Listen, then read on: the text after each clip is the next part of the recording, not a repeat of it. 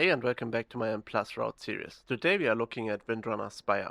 I have 3 routes prepared for you. PUG non-advanced, an easy skip route and the advanced route. Let's start with the PUG non-advanced route. So in Windrunner Spire we actually start at this portal and then we go through this corridor. The door can be opened by, for example, an evoker starting to breath on one of the M Plus timer towards the entrance, and then the door over here will be open actually when you start the dungeon, which saves you like 1 second or something like that. So the first pull over here is actually the Bloodlust pull already. Make sure that you actually interrupt the stewards because they are quite dangerous, and all of the CDs, everything should be popped in this pull. It's actually quite hard, so make sure that you play it. Then you go down this ramp towards the basically from the entrance right side of the dungeon, the instance. And in the Pugner Advanced route, you actually would play this group because you cannot rely on people actually know how to skip this. This is skippable. The steward is skippable without any like CC or stuff like that. In the sense that you can wait until he moves towards like this Groundkeeper 7, and then you can like sneak past it over here on this side. But yeah, we don't rely on that in pack groups, so we actually just pull it. You focus down the steward, and as soon as the steward is dead, you'll pull the rest of the groundkeepers towards the next steward. So in this case, you always only want to have one steward, besides the first pull, obviously, where you have no choice. You have to play both stewards, but in general, you only want to have one steward in each of the pulls. So you focus it down, you pull it down, the groundkeepers down the ramp, you add the next steward. Make sure that in this pack you actually know who does what. So basically, someone needs to interrupt the steward. Ideally, like two interrupts need to be assigned to the steward, and then one backup. And then you need a person to focus on the CC of the territorial Dragonhawks because the fire spit is actually quite dangerous. Once you pull that, you can actually pull the entire thing towards this creeping spindle web in G12. So this is basically the spot where all of the pull comes together. Again, make sure that you interrupt the steward, and ideally you have a DK who will like grip him in, or you do multiple interrupts. You knock him with like ring or something like that towards the pack, so that the steward is actually in the pack, and then the tank can actually add these spiders as well. So that's pull 2, and then we will go to pull 3, which is actually downstairs. There's one more steward again, so make sure that you assign kicks. And this pull is actually quite dangerous in the sense that this Apex Lynx does a lot of damage when he jumps to people, and combined with the debuff from the steward and the poisons that can occur in this pull, it's actually quite easy to like miss a step and actually die. So if you make this pull, make sure that again the kicks are assigned, and that whoever is able to dispel poisons in your group is actually dispelling them, and this should be safe if you use a defensive for each of the jumps. In this route, we basically want to make sure that after this pull is dead, we like move very precisely through here, so that we do not add any of these thingies. If you add them, for example, if we like, let's add this side, yeah, it's like a small increase, like 0.34% increase in trash percentage, and this dies like really fast. So it's not the end of the world if you like add something that you didn't want to play, but in general, it would be nice if you don't do that. So then pull 4, you pull everything together towards this bloated leisure. Make sure that when the leisure is casting Spore Dispersal, that you use some kind of CC on the small lashlings. So this can be like the ring of peace on the tank, or a stun, or breath from the evoker, stuff like that, to make sure that the smallies are like CC'd while the big one is casting Spore Dispersal. Once the big one is dead, the bloated lasher, you actually can add the Dragonhawks in. Again, this time we have 2, so you need to have like multiple CCs assigned per mob to make sure that each of the fire spits is actually interrupted.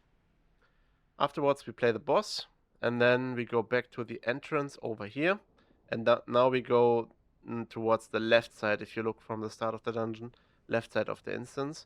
Again, we are pulling this entire pack. We focus the steward down, and then we can pull the groundkeepers towards the next pull, which is this one. Over here we don't have another steward, but we have the devoted Wowbringer, which needs to be interrupted, and you don't want to combine that with a steward ideally. And then you have a lot of these cutthroats, and the cutthroats should be interrupted as well. If you last the first pull and you are playing a decently high key, you can actually last pull 7 again. So this should be possible. Okay, after pull 7, we go downstairs again, and we have pull 8. This used to be one of the pulls that was lasted because this flash behemoth is actually not that easy. But in general, you just like need to use defensives good, and you need to interrupt the cutthroats. There are 2 of them in this pack to make sure that they are not like poisoning people in addition to the AoE going off from the monstrosity. Then we have a Warbringer again in the next pull. Ideally, you pull all of that outside on the balcony.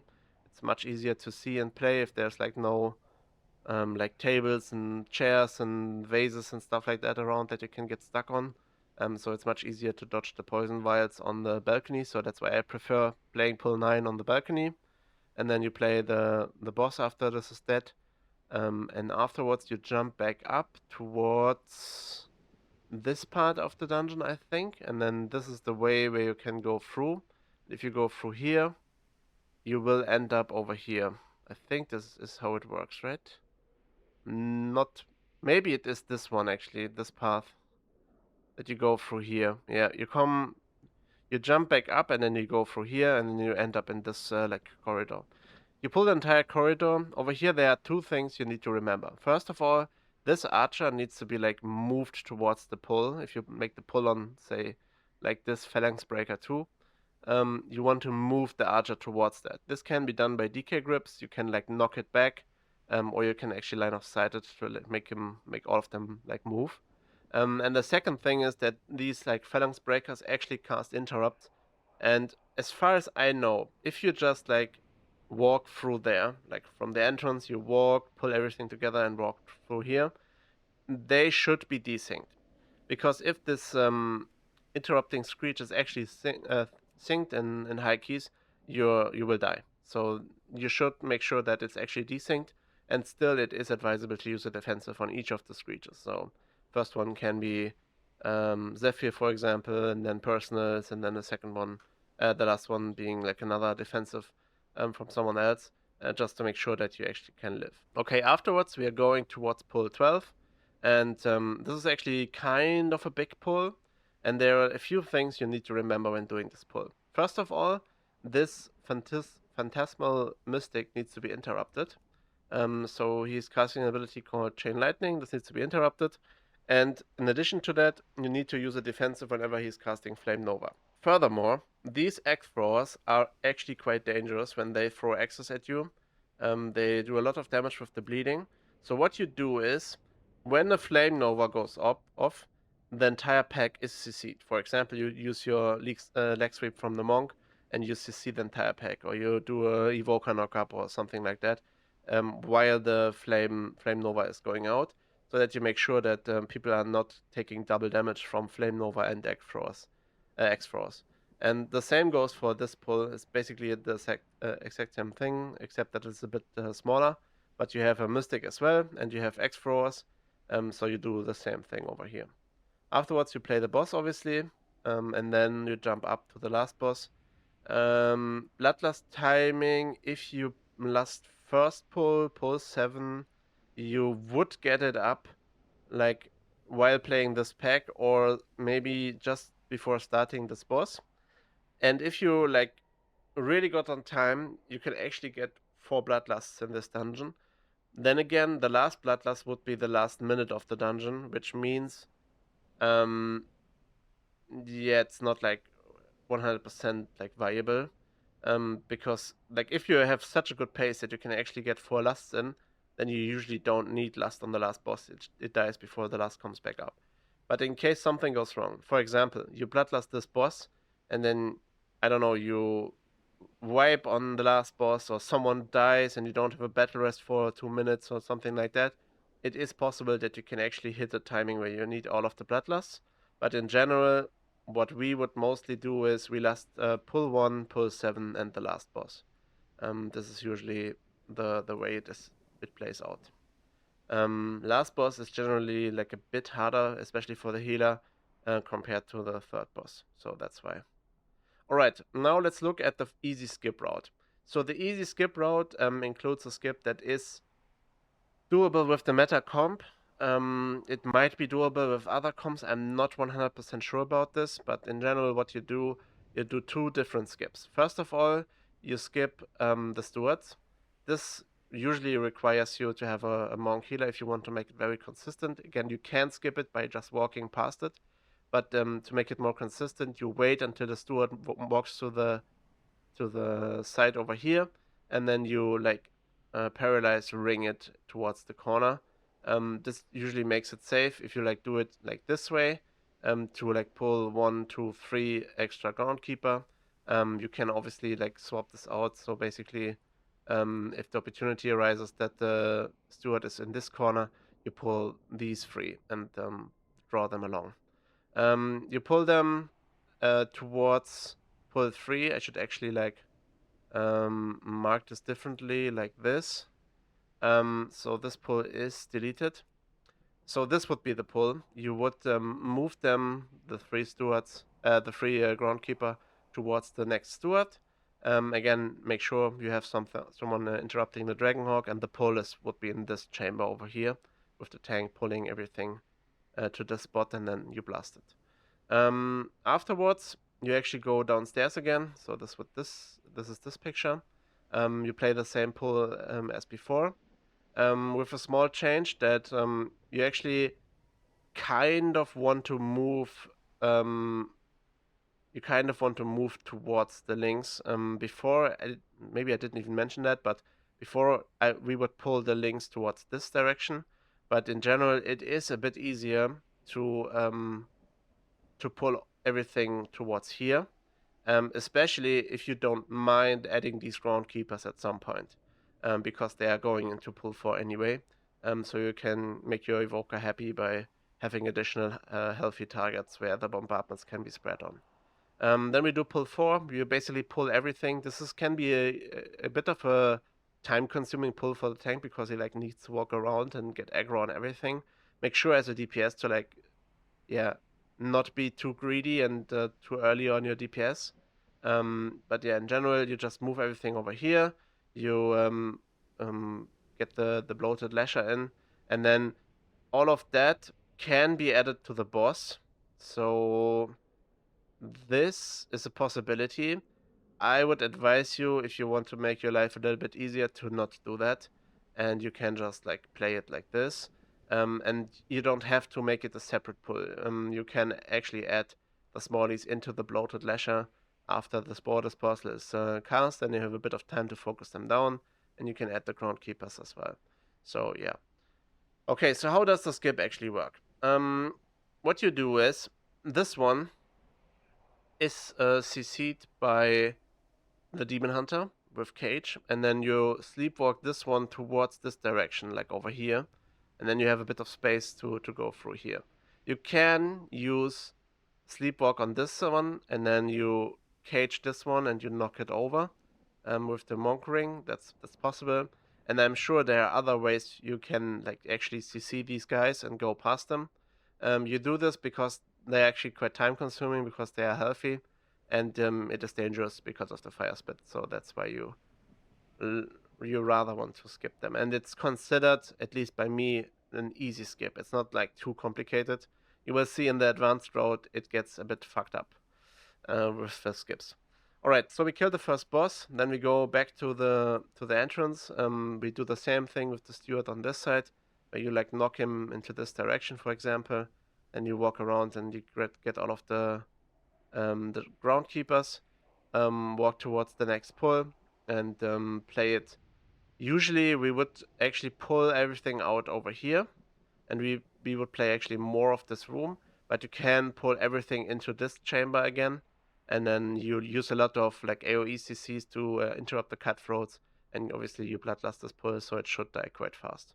Then you go down, this stays the same, pull 8 and 9 are the same as the PUG non-advanced road.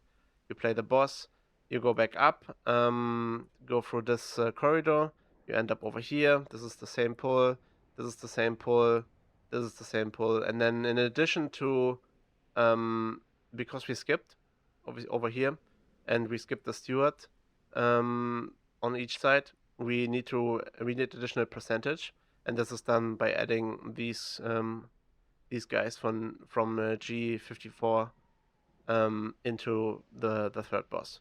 This is actually quite nice for your Evoker and Demon Hunter to have additional targets to like build resources and obviously spread bombardments and stuff like that. So this makes this fight a bit faster and a bit easier. But in general, yeah, this is how we would do it.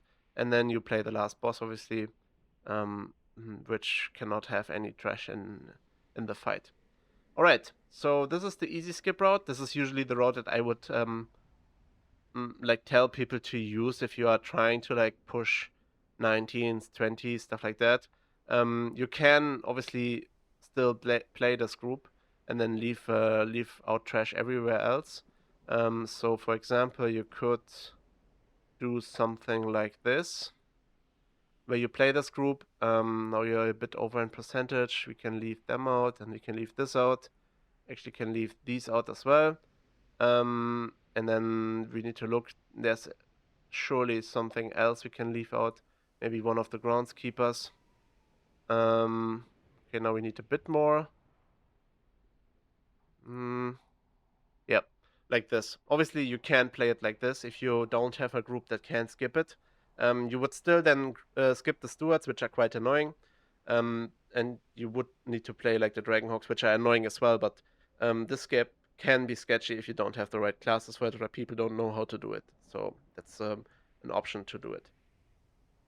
All right, now for the advanced route. This one is a bit more advanced and a bit more sketchy. Pull 1, pull 2, pull 3, basically, except for that you add the groundkeepers early. Nothing changes too much. What actually changes is over here, you actually have the tank pull this stuff on the side of this balcony towards the boss, and this is important that this target is actually like sleepwalked over or like ringed over to get out of the way from the trash, because obviously if the trash walks through them, they will add, and then you pull the trash towards the boss, which is obviously quite nice to have like additional targets for the evoker. And then you save a bit of time because you play this inside the boss, and these guys are actually not. They have a bit of health, so it takes a bit of time to actually play them in this pull before. So to have them in the boss, you actually save a little bit of time. After the first boss, you go back to the beginning. You play this pull again. This is a Bloodlust pull. Focus target should always obviously be the Warbringer. And in this iteration, we would pull down these guys towards the next pull to make this pull a bit better, so that it has more targets, a bit more interesting to play. And now comes the really sketchy part of the dungeon. You can actually skip this Warbringer. So how do you do this? There are multiple ways to do it. The first one that I find personally quite inconsistent is you have a tank like a druid tank and you have an evoker. The tank gets stoned, and then he pulls this group into this pack, and actually these guys as well, pulls all of that away in this corner, and then your team walks through, and then he stone melts towards you. If this is done correctly and fast enough, it is possible to do the skip like that. But it is very inconsistent. In our testing, from about 20 tries, there were like 7, 8, 9, I think it was 8 of them where it's actually failed. So the Warbringer casted on me, the Warbringer casted his AOE because we were too slow, and then everyone is in combat and stuff like that. So in my opinion, it is very inconsistent. A better way to do it is the following. Your evoker and your monk stand over here, and you obviously have to stone a target that is night elf, ideally your night elf druid tank. You stone him and you put the monk port on him. Then the tank and the DK and the demon hunter, who are all night elf, walk through. They melt over here, and then the tank can move back to this corner, and then I can basically stone from over here. But the monk needs to like walk in this corner, and then he can like monk teleport. Linked spirits, I think, is the talent over here. And then the tank adds these guys into the boss, which makes the boss fight a bit better as well, since now we have targets in the boss to actually spread bombardments. Especially with the new tech where you can have 4 bombardments. it is possible to do in this pull to spread bombardments on 4 targets. So yeah, this is a very sketchy skip in my opinion. It's not needed for a plus 20 key. But if you go like higher, like 22, 23 especially, this kind of becomes a mandatory skip because this mob is so annoying to play, and you don't have Bloodlust for her since you used it over here. So yeah, this is a way to do. But again, remember that this is a very sketchy skip. So yeah. Next up we have, actually I'm not sure what happened here. The wrong side is actually marked. Let's unmark this and we mark this side. So we go through here. This pull doesn't change. This pull is a bit different depending on which side you move. Usually I know the play to like move on this side, but you can obviously like move to this side. I think it is a bit better for the tank to clear this pull first in the normal trash pull and actually add these guys to the boss because they are a bit easier to tank, but I don't know if there's like a huge difference in that. So yeah, you would need to ask your tank what he prefers, if he likes these two mobs or these two mobs in the boss fight. But in general, the pull, like we discussed before, interrupt the Mystic, make sure that you interrupt the X throwers when the Flame Nova goes off, and then you play the third boss with Trash, and then the final boss. Again, this is the advanced route. It is a bit more sketchy. It is, I think, quite mandatory to do it like that, to actually time like the higher keys, like 23s. But yeah, and if you are only playing like 20s or even lower like that, you're playing like 17s, it might be better to use the easy skip route or to actually like fuck it and play the PUG route where you clear out the stewards. Obviously it takes a lot of time to like kill a target with like, I don't know, it says 7.8 million health. I'm not sure what the scaling is. It says 20.